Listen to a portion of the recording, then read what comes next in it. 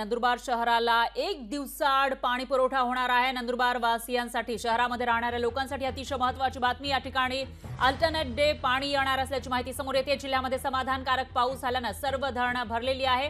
चांगल्या पावसामुळे पाण्याचा प्रश्न मिटलाय। 25 सप्टेंबर पासून नंदुरबार शहराला एक दिवसाआड पाणी पुरवठा केला जाणार आहे। आदिवासी विकास मंत्री डॉक्टर विजयकुमार गावित यांनी याविषयीची माहिती दिली आहे। काल नगरपालिकेने आदेश काढले की 25 सप्टेंबर 2024 पासून शहराला एक दिवसाआड पाणी पुरवठा सुरू होईल, जेणेकरून लोकांना जी अडचण होती, भांड्यांमध्ये सर्व पाणी भरून ठेवावं लागत होतं, ते या पुढच्या काळामध्ये भरावं लागणार नाही।